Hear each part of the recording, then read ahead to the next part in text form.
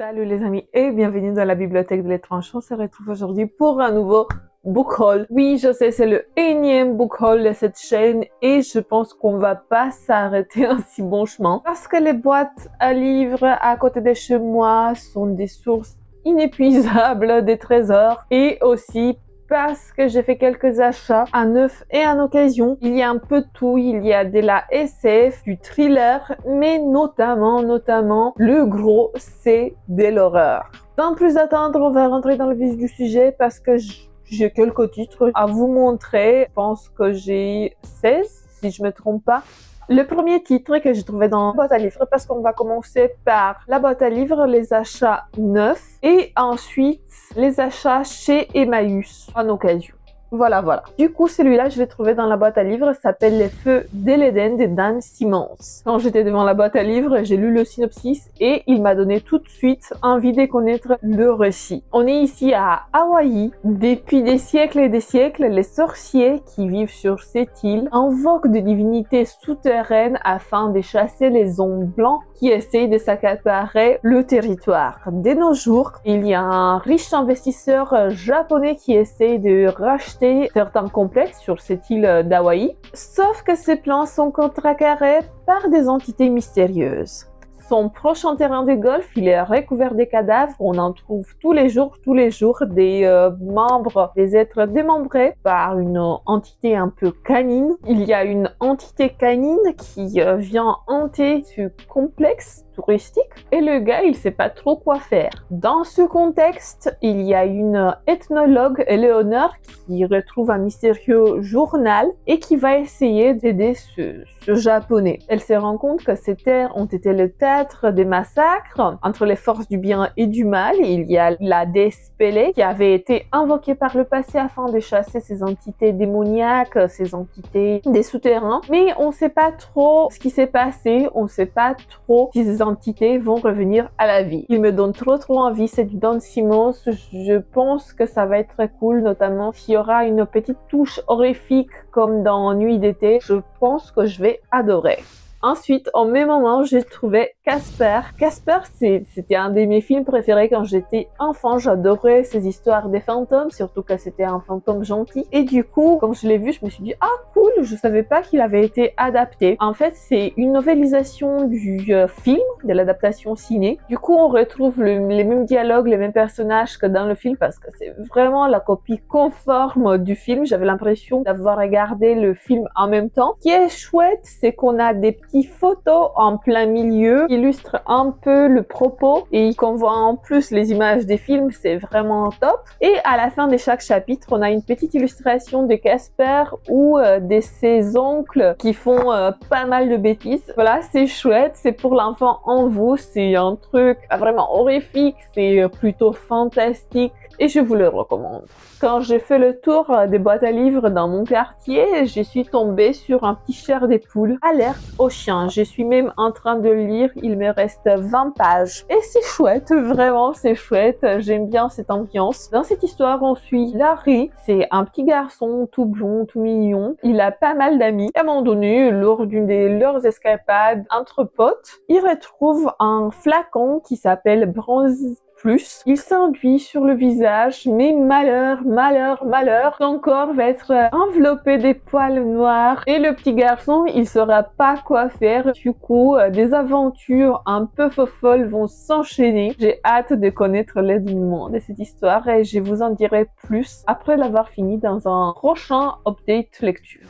J'ai trouvé également un petit recueil de nouvelles d'Agatha Christie qui s'appelle Les Enquêtes d'Hercule Poirot. Hercule Poirot, c'est un de mes détectives préférés quand il s'agit d'enquêtes d'Agatha Christie. J'aime bien ce personnage un peu ludique, avec une intelligence hors du commun et je pense que ces nouvelles vont procurer un bon moment de lecture en compagnie de cet héros, Hercule Poirot. Comme je vous disais, il y a aussi un peu des SF ici parce que j'aime bien de temps en temps lire de la science-fiction. J'ai trouvé quelques titres, 3 plus précisément. Le premier s'appelle La 5e vague. J'avais regardé le film au cinéma, il n'était pas extraordinaire, je vais pas vous mentir, je me rappelle pas de l'avoir kiffé plus que ça, mais je me suis dit que l'histoire originale pourrait être meilleure. J'ai pas trop d'attente non plus, en lisant le synopsis, il m'a fait penser aux Un vagabond de Stephenie Meyer, et je me suis dit que si ça part dans le même délire que celui de Stephenie Meyer, on n'est pas sorti de l'auberge. J'ai pas envie de me retrouver encore avec une romance sur un fond SF, loin de là, ça nope, mais il avait l'air quand même bien. En tout cas, il est assez bien noté. La 5e vague met en avant une fille qui a été séparée de ses parents et de son petit frère. Il y a une invasion extraterrestre qui se poursuit sur la Terre, les gens sont exterminés et les extraterrestres ont pris l'apparence humaine. Si tu as le malheur de rencontrer un tel personnage, un extraterrestre qui a pris la forme d'un humain, c'est sûr qu'il va te trucider et que ton existence sera finie. Dans ce contexte-là, c'est mieux d'éviter tout contact avec les humains, mais notre protagoniste qui s'appelle Cassie fait la rencontre d'un gars qui a l'air très sympa et qui est disposé de l'aider à retrouver son petit frère. Est-ce que le gars il est ce qu'il paraît? Est-ce qu'il est vraiment bienveillant? Je sais pas, j'espère juste qu'on aura beaucoup de SF, qu'on aura une aventure palpitante et trépidante et qu'on ne va pas se retrouver encore dans une histoire d'amour qui n'est pas du tout mon truc. N'hésitez pas à me dire si jamais vous l'avez déjà lu. J'ai trouvé également La prophétie des abeilles de Bernard Werber. J'aime beaucoup les récits de Bernard Werber, en tout cas ses récits des débuts, parce qu'il y a certains que j'ai pas trop appréciés, comme la saga des chats. J'ai pas du tout aimé le premier tome, du coup je l'ai pas continué, j'ai vendu la série. Pareil pour la saga des dieux, j'ai pas lu le dernier tome, j'ai abandonné en route parce que ça devenait répétitif. J'espère que cette histoire d'abeilles va me conforter dans mon amour pour Bernard Werber et que ça va pas être encore une déception. Dans cette histoire, les abeilles sont porteuses d'une prophétie. Leur destin est lié au destin de l'humanité et potentiellement l'avenir de l'humanité est entre les pattes, entre les ailes de ces petites créatures. Ce secret, il a été préservé à travers les âges et les époques par les Templiers, mais il paraît que ce secret, il a été perdu à la fin des Templiers. De nos jours, on va essayer de le ressusciter, de le ramener à la surface et de comprendre le lien entre les abeilles et l'avenir de l'humanité. Voilà tout ce que je connais de ce roman, j'espère qu'il sera cool, on verra bien. Et le dernier tome que j'ai retrouvé dans la même boîte à livres, c'est Seul sur Mars d'Andy Weir. Quand j'ai posté mes derniers trouvailles sur Instagram, on m'avait dit que le film, il est vraiment chouette. Je l'ai pas vu comme d'habitude. Vous savez, avec moi, d'habitude, les adaptations ciné ou les films indépendants, peu importe, ils sont pas là. J'ai pas une culture cinématographique très vaste. J'ai vu quelques films par-ci par-là, mais ça s'arrête là. Cependant, je compte le regarder après avoir lu ce roman. Dans ce récit, on va suivre un astronaute qui s'appelle Mark. Il va faire partie d'une des premières équipes qui va mettre les pieds sur Mars. Il est entouré de ses coéquipiers et lors d'une sortie, lors d'une promenade, il y a un événement tragique qui se passe. Du coup, ses collègues sont obligés de partir en toute vitesse en l'abandonnant sur Mars. Le gars, il se retrouve tout seul sur cette planète inhabitable. Il n'a pas de moyen de communiquer avec la Terre. Tous les moyens de communication ont été interrompus. Il n'a pas de vivre. Il a une réserve limitée d'oxygène et ses chances de survivre sont limite. On va pas se mentir. Cependant, Mark ne va pas croiser les bras et il va essayer de survivre. Il va essayer de faire son mieux avec les moyens de bord et on va suivre son périple sur Mars entouré de personnes, entouré d'aucune forme de vie intelligente, d'aucune entité, je pense. On va se concentrer surtout sur sa survie et ce roman me donnait envie depuis longtemps. Je l'avais vu dans des book hauls et dans des avis lecture, notamment anglophones, avec des avis mirobolantes et j'ai trop envie de connaître ce récit. Voilà. On va passer maintenant aux achats neufs. On m'a offert 3 livres d'horreur que j'ai souhaité depuis longtemps. C'est des livres d'horreur en anglais qui sont écrits par des femmes et j'ai trop hâte de connaître leur histoire. Vous allez voir. Le premier, c'est From Below de Darcy Coates. Vous savez déjà, je vous ai déjà raconté, cette autrice canadienne, elle n'est pas traduite en français. On trouve ses histoires juste en anglais. Dans ce récit, on suit SS Arcadia. C'est un bateau qui fait partie de la marine américaine, il me semble, ou canadienne. En étant en mission, il a disparu mystérieusement et après 60 années, son signal fait surface. Une équipe est alors mandatée à découvrir l'épave, à filmer l'épave, à la ramener à la surface et à découvrir les causes de ce naufrage, à découvrir pourquoi SS Arcadia est tombée dans les abysses, qu'est-ce qui s'est passé, est-ce qu'elle a été attaquée, est-ce qu'il y a des animaux marins qui l'ont fait pivoter dans les eaux profondes, on ne sait pas. Cet équipage va mettre en place une enquête qui va s'avérer remplie d'horreur parce qu'il y a quelque chose qui les attend dans les profondeurs, une entité qui peut-être a fait couler SS Arcadia. Je sais pas plus, mais c'est de l'horreur marine écrite par Darcy Coates. J'ai trop envie de découvrir. Le prochain titre qui s'inscrit plus ou moins dans la même thématique, c'est Into the Growing Deep de Mira Grant. Je sais que cette autrice, elle a été déjà traduite en français avec son titre Fin. C'est un titre des zombies que j'ai pas encore lu, mais qui est sur ma wishlist. Mais celui-là, il m'a donné vraiment envie parce qu'on parle encore des fonds marins et des créatures qui surgissent des abysses. Il y a 7 ans, Artagartrice, en bateau, il a été embauché pour réaliser un documentaire, mais de manière moqueuse, de toutes les légendes qui font partie du folklore de cette zone où ils allaient enquêter. Malheureusement pour eux, pour tout l'équipage de ce bateau, ils vont disparaître en laissant nulle trace. On ne sait pas ce qui s'est passé, c'est une tragédie, mais la vie continue. Des années plus tard, il y a un autre équipage qui va investiguer. On va se rendre compte que le folklore et la mythologie de cet endroit s'avèrent réels. C'est plus ou moins dans la même vibe que From Below, le titre que je viens de vous présenter, mais il a l'air vraiment chouette. Et le dernier de ces 3 cadeaux d'horreur, c'est Black Sheep de Rachel Harrison. Celui-là, je vais pas vous mentir, mais je l'ai déjà lu parce que j'en pouvais plus attendre. Et je l'ai beaucoup aimé, je m'attendais pas à ce développement. C'est une histoire de secte qui devient de plus en plus bizarre. Dans ce récit, on suit Vesper. Elle a quitté sa famille depuis quelques années, depuis 6 ou 7 ans, parce que, comme vous l'avez compris, elle vivait dans une secte.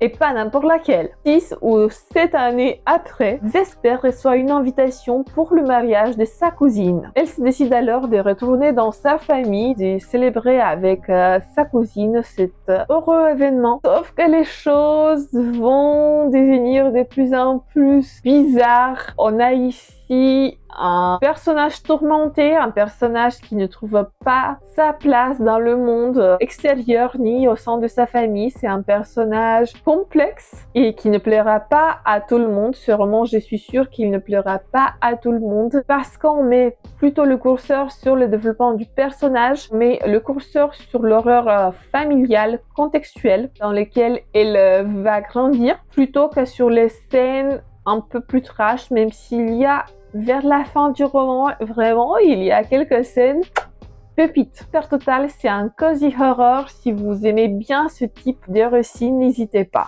Et on va passer maintenant à mes achats de chez Emmaüs. J'ai trouvé quelques pépites. Il y a 6 titres et on verra tout ça dans les minutes à suivre, n'est-ce pas? Premièrement, j'ai trouvé Le Monde Perdu des Michael Crichton. C'est la suite des Jurassic Park et je suis trop contente, je suis trop refaite parce que je voulais l'acheter depuis un moment et en occasion, il n'était pas trop accessible niveau prix et heureusement, je l'ai trouvé à 1 €. Dans cette histoire, on est 6 années plus tard, après le tragique événement des Jurassic Park. Le professeur Levin, qui est en charge de cette enquête, ne pense pas que tous les dinosaures ont été détruits lors de l'éradication des Jurassic Park.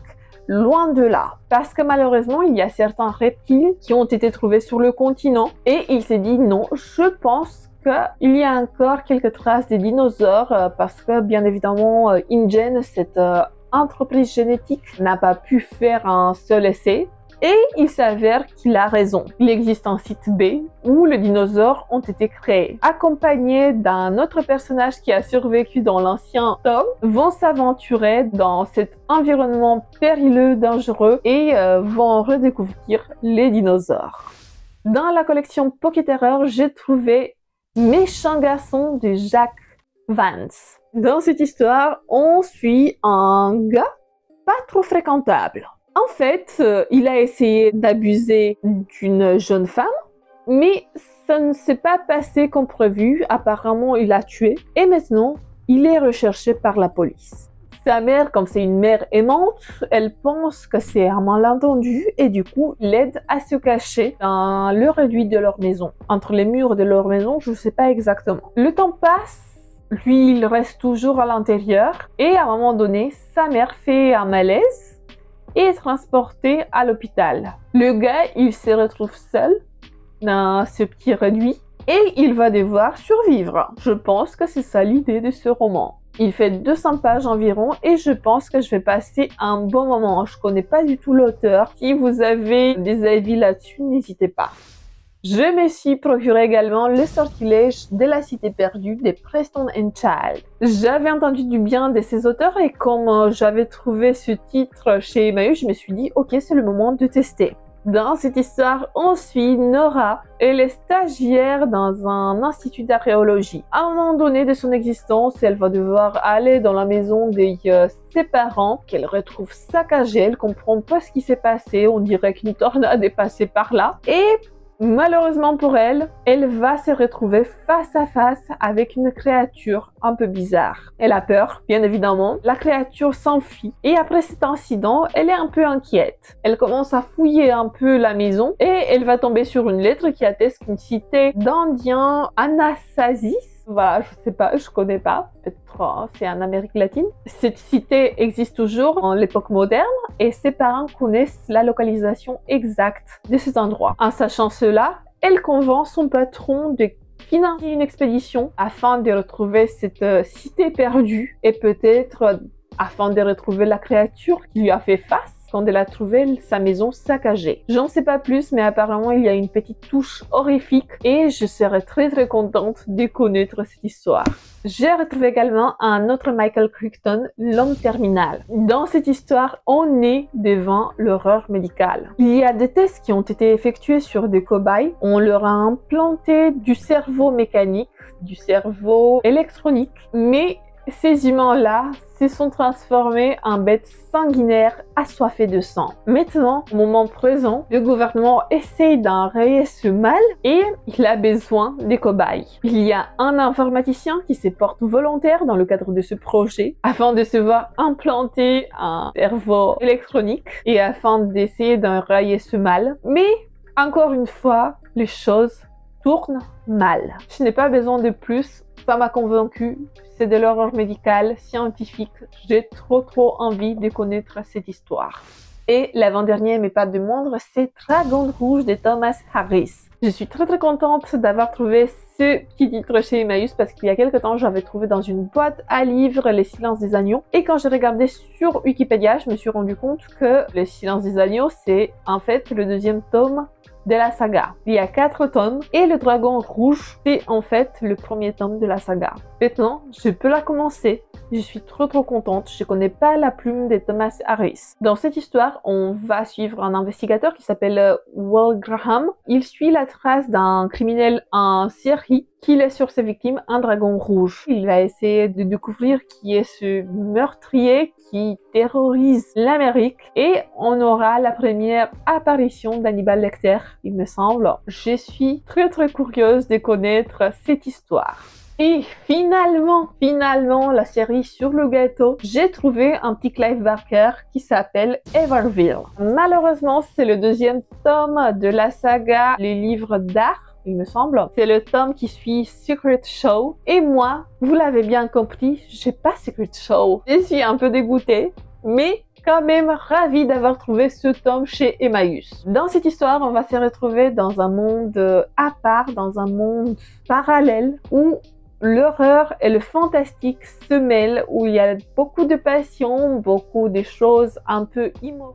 Et c'est une suite, je sais pas plus, je veux pas savoir plus, mais c'est un Clive Barker et moi j'adore Clive Barker, j'adore ses œuvres et dès que je vois un titre qui porte sa signature, je le prends, peu importe si c'est un tome 3, 4, 5, peu importe, je le prends parce que j'adore et au fur et à mesure, je vais compléter la collection. Voilà les amis, c'est tout pour aujourd'hui. C'est tous les romans que je me suis procuré ces derniers temps. Mais j'étais raisonnable. En tout cas, j'essaie d'être raisonnable. Mais dès que je vois un titre qui me fait de l'œil, qui est gratuit, on va pas se mentir, je le prends tout de suite. Voilà. Du coup, ma pile à lire devient de plus en plus grande, de plus en plus débordante. Mais on va faire avec, n'est-ce pas? Je pense que vos piles à lire sont pareilles. On fait ce qu'on peut ici. Voilà. Dites-moi dans les commentaires si vous avez déjà lu un de ces titres. Dites-moi par quel titre je devrais commencer ou quel titre est votre préféré dans cette sélection. J'espère en tout cas que vous avez passé un très bon moment de visionnage en ma compagnie. Je vous fais plein de bisous. Que les chats soient avec vous. Ciao tout le monde, bisous.